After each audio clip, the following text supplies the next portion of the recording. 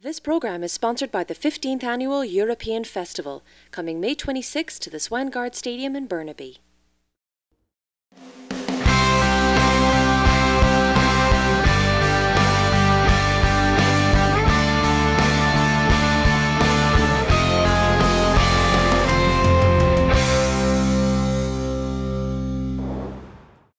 Hallo und herzlich willkommen zu einer neuen Sendung von AhornTV. Wir sind wieder in der Bill Reed Galerie und hier die Themen für diese Woche. Coming up this week on AhornTV, the BC Society invites us to a European fashion show, we visit the Downtown Vancouver Association, and Mass Abedi sits down with director Uwe Boll. All coming up this week on AhornTV.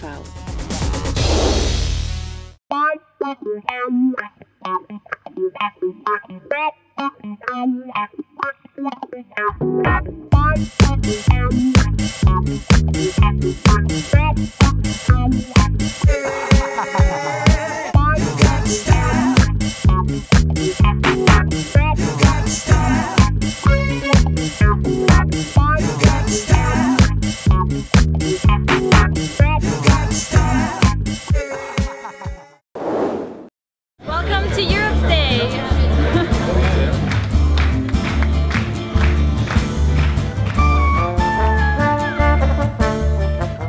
Hello and welcome to the Europe Day. My name is Modenschau. I am the president of the Eurofest BC Society, and we would like to welcome all of you to this very interesting and unique event which is celebrating Europe. This is actually an event that is promoting our festival, the European Festival, which will be held at Swangard on the 26th of May. We hope we'll see you there for a whole day of lots of activities and great food.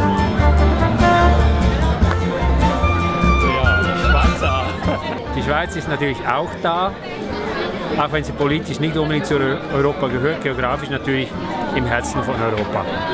We are celebrating Europe Day on the 9th of May each year from the European Festival BC Society, and we're welcoming all European countries here, European food, European entertainment, and today we have European fashion show of traditional costumes, and some of them are contemporary. We have also silent auctions from different companies and countries. So you're welcome, all European countries, to our festival, which will be on May 26th in the Swangard Stadium.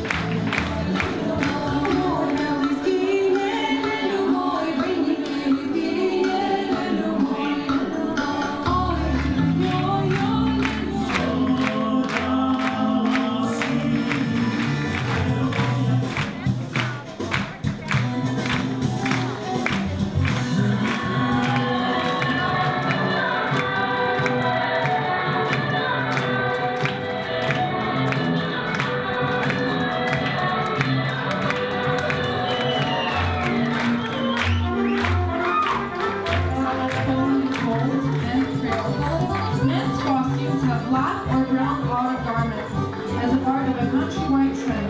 Men's clothes are black. The Lithuanian peasant of Polish region became a sole empress of Russia. The second wife of Peter the Great, known as Bankenkrise.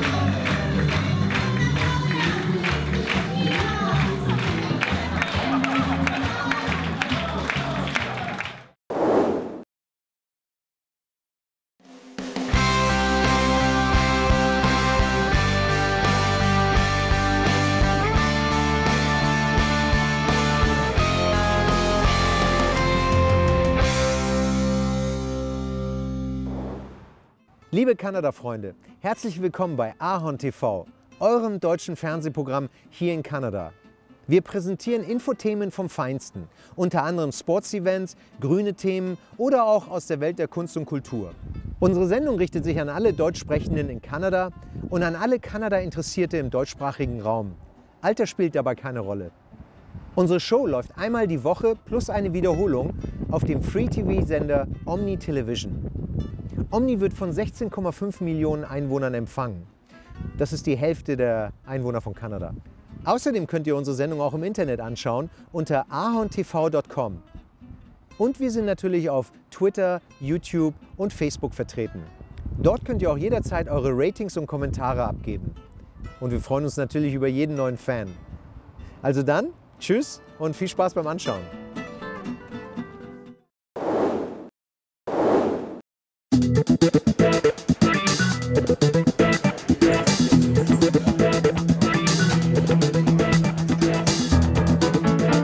Well, I think all of us are social beings, and one thing about Vancouver is, unlike many other cities, there is a thriving residential community in the downtown. And what I think this series is doing is focusing on how do we ensure that we have very vibrant communities downtown and that people aren't quite as isolated as I think the Vancouver Foundation study has indicated. That many of the people living in the downtown may be close to work, they may be able to walk, may not need a car, but it seems that many of them are isolated.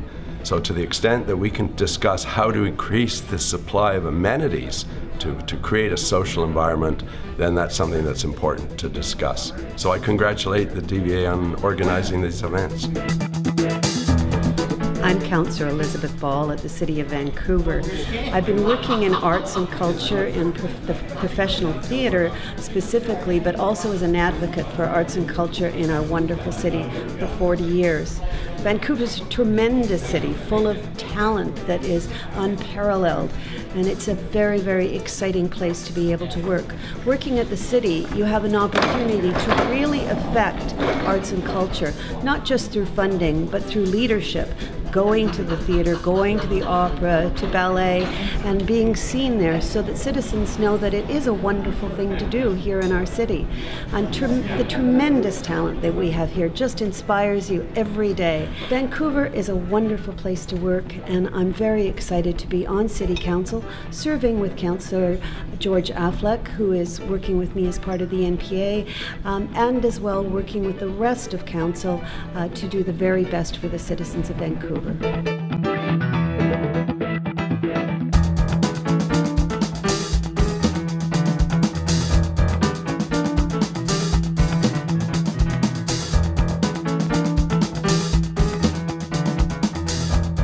I kind of fell into politics. I've been involved in my community through arts groups and community groups.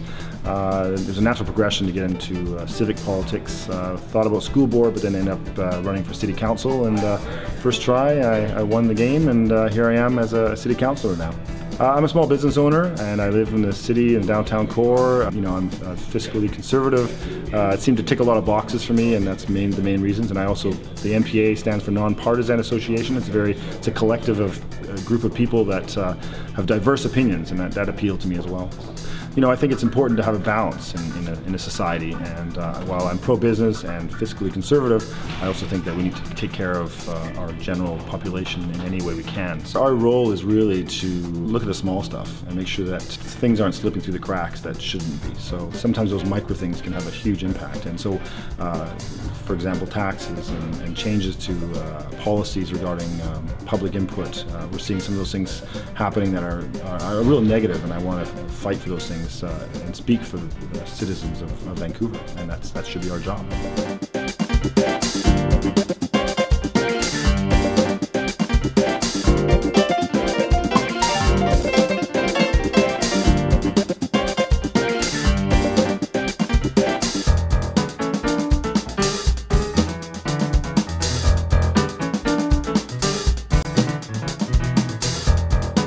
Hi, my name is Dr. Kerry Jang. I'm a Vancouver City Councillor, and I'm also a professor of psychiatry here at the University of British Columbia. I got on the City Council because I was passionate about bringing public health approaches to homelessness and ending homelessness by the year 2015, and making sure there's housing and services available for everyone. And we've been doing a very good job of that over the last 3 years with Mayor Gregor Robertson. Over the last 3 years, we've managed to reduce street sleeping by 82% by having a number of shelters built around the city so that folks who are sleeping hard can actually go inside and get a meal and be safe. We've also seen from that a reduction in crime, property crime, trespassing crime and whatnot. And now we're embarking on actually building permanent social housing throughout the city, and we'll have 1,300 units built by the year 2013. And with that, with all those units coming on stream, with the proper supports and care, we can beat homelessness. We can end homelessness by the year 2015.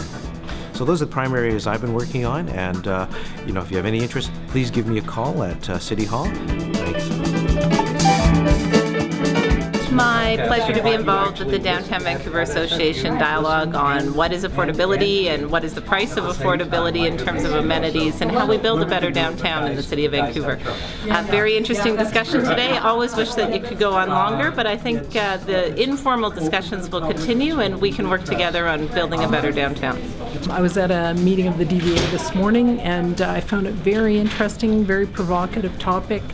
Really enjoyed the conversation. There was some discussion around development of Vancouver and, from my perspective, what the social concerns around that are. So I found it very engaging conversation and very interesting topic. As a follow-up to this one, I'd be very interested in hearing where they go in terms of the action items. What do they do to create the kinds of cities we want to live in?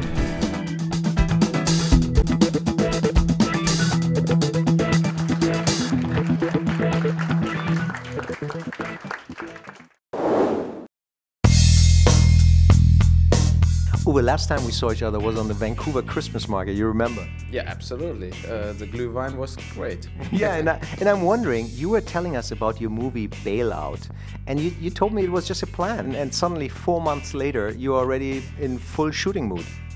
Yeah, it was almost an accident that we could do the movie so quickly then. Another movie fell apart basically, but the financing stayed. And so we could basically move the financing into my passion project, Bailout.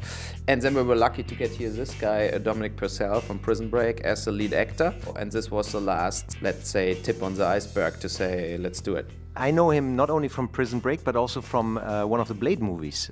He was one of the vampires, right? Yeah. Did you see him first time over there too, or what was when did you discover him?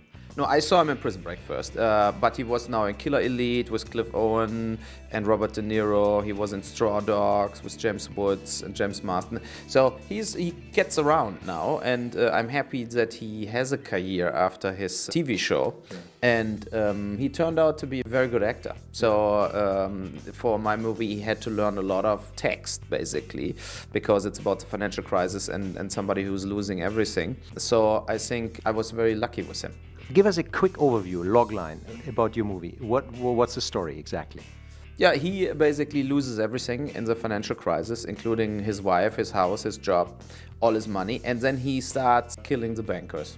Oh. So yeah, so he gets after the investment bankers, and it's a little like Falling Down with Michael Douglas, that movie. So And in this time, I think it was necessary to make a gritty movie about the bailouts and the financial crisis. The other movies so far shot, like Wall Street 2 or Too Big to Fail, Margin Call, are all only in the bankers' world. So they never show the guy who's losing it all. And 7 million Americans lost their houses. So, and what movie is representing them? So I felt like this could be a good movie at the right time. And it's actually good, I think, that we shot it now because maybe we're getting it out before the election in America. I think it's more not for a political party, the movie. It's more a movie about accountability. Like, okay, you know, it cannot be that a bank is bankrupt and gets paid by the taxpayers, and then the CEO walks away with $50 million. And I think this is what the people saw. Actually, this happened, actually, right? So, and for me, the thing is like, why nobody is in jail from the big banks? The people that got in jail were only like small-time brokers from mini independent houses, like for fraud or whatever.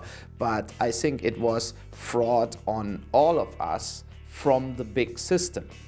And this was not charged. There was no state attorney who opened up a case against everybody. And I think the people are a little outraged about it. You know, it's funny, when we were shooting in New York on the streets and the police came and they asked us, like, what are we doing? And I told them what we do. And they say, yeah, this is a movie we want to see. You know, so it's like the people from the street, they think nothing really happened after the bailout. The people now in New York, they still go every night for a glass of champagne in the most expensive restaurants and then making millions of dollars per year.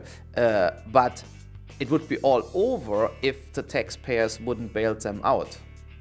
Yes, and this is the thing, you know, that so, and I think they didn't really pay up for it so far. Now your movie, aren't you worried that maybe Vigilante is gonna come up and say, well, I mean, we saw it in the movie. Yeah, but you have that always. If somebody runs amok anywhere in the world, they always blame video games and movies for it. And but this is not how it really works. You know, I don't think that somebody watches that movie and goes on a rampage and kills everybody because he saw the movie. I think you need a better reason to run amok. But what I think makes sense is that with a movie like this, that some bankers may be getting a little nervous. Yeah. You know, that they waking up in their $50 million houses in the Hamptons and they think, hopefully I don't get shot today. So, and I think then the impact is that what I want. I want that they are not enjoying anymore their lives. You know, it's like I just watched an interview with the AIG boss, the biggest like insurer of that failed real estate investments, and they got $1 trillion in the bailout.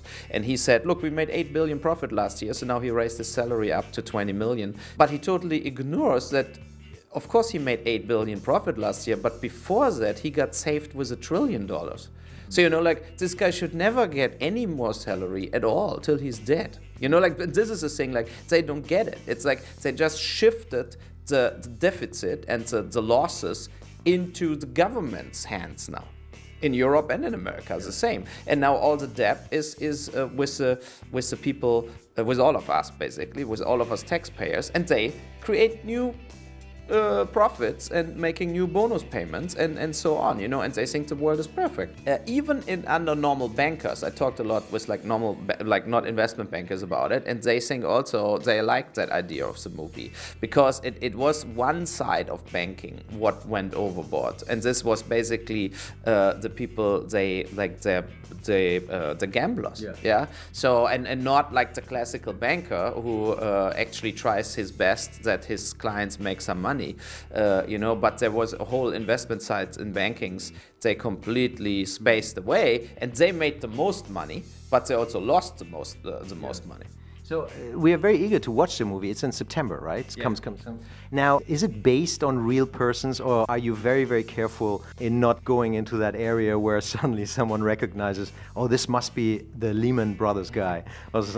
So we have fictional bankers, and like the guys he's shooting are fictional. But in the movie, of course, is a lot when you see TV or you see magazines or newspapers where we have like Goldman Sachs, Morgan Stanley. They are all there. So we don't fake bank names or something. But the specific people they ruin him are all fictional. You know. Wait a minute. You're using actually the company's real names?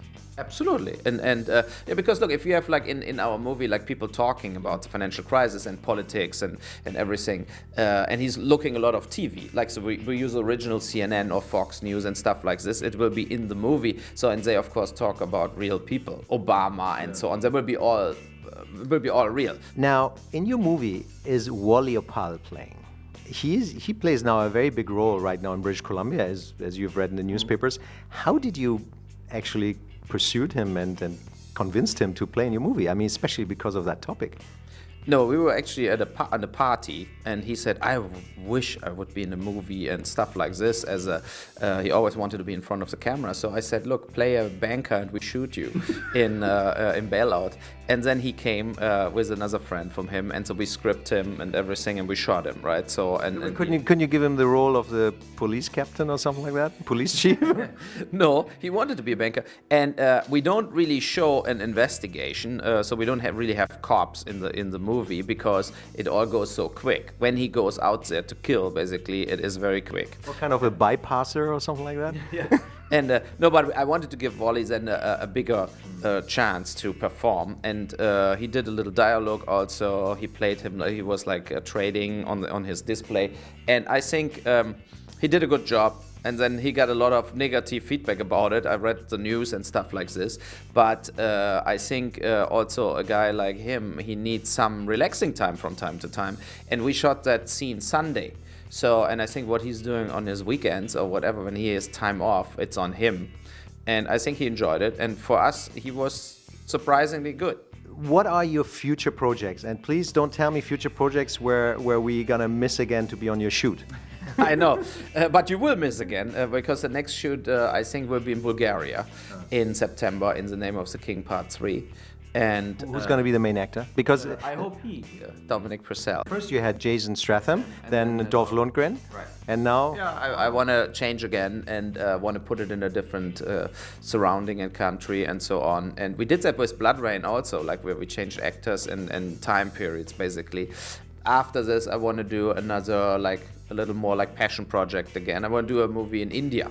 Oh. Yeah, so what about the gang? Uwe Bollywood. No, not really, but I missed like what I liked in Slumdog Millionaire was the whole part what was not musical, what was more like what's going on in India actually, you know. And I want to make a movie like a kind of a gangster movie in India about the gangs and organ trade and garbage pickers. And I think I will develop that now the next 12 months, and hopefully we can shoot it. Are you going actually to Germany to some of the festivals and events which are going on? Because the Berlin Film Festival, obviously there was some controversy going on. Your film was not shown there. Yeah. What about the Munich Film Festival? Yeah, too bad. I was never in the Munich Film Festival so far with no movie. I was not invited. But this year I have 2 years at the Munich Film Academy, what is in the end of the Munich Film Fest. They invited me to do like a lecture thing for 2 days with, I think everybody can go there who wants, about international film financing, film producing. So it will be fun. So then I finally have a reason to come to Munich to the festival also. So, yeah, no, I would love to go to the Munich Film Festival. They should invite a movie from me. So then hopefully we're going to see each other again on the Munich Film Festival. Yeah. And we're going to follow your movies. Thank you very much. Yeah. Thank you very much, Uwe. Yeah, bis bald. Bis bald, Uwe. Come celebrate Europe at the 15th Annual European Festival on Saturday, May 26th. Enjoy delicious food, lively music, dazzling dancers and colourful costumes. Children's entertainment, colourful displays, European marketplace and non-stop stage performances. All at our new location, the Swangard Stadium in Burnaby, corner of Kingsway and Boundary Road, with easy access from Patterson SkyTrain station. Come and explore Europe right at your doorstep. For more information and online tickets, please visit our website, eurofestbcsociety.com. Wir hoffen, euch haben die Themen gefallen, und bevor wir jetzt abgeben in die nächste Sendung, nicht vergessen, den Donate-Button klicken auf unserer Homepage www.abcofilm.com. Außerdem könnt ihr uns natürlich auch auf Facebook liken und twittern. Das wäre natürlich super. Also, wir würden uns sehr freuen. Wir sehen uns nächste Woche und tschüss. Hi, ich bin die Verena. Ich komme eigentlich aus München und bin aber jetzt seit 3 Monaten in Vancouver zum Arbeiten und Leben. Die Zeit nähert sich aber jetzt dann bald dem Ende in Vancouver, weil es weitergeht zum Reisen durch Kanada und USA. Was wir aber auf jeden Fall noch machen werden, ist am 19. natürlich Bayern von Vancouver Island auf die Daumen drücken, weil ich ganz fest daran glaube, dass wir die Champions League gewinnen. Und dann geht es sicher ganz schön ab in München. Das ist, glaube ich, auch der einzige Punkt, wo ich traurig bin, nicht da zu sein. Naja, sonst sehen wir uns im August wieder und ich freue mich schon auf euch. Tschüss!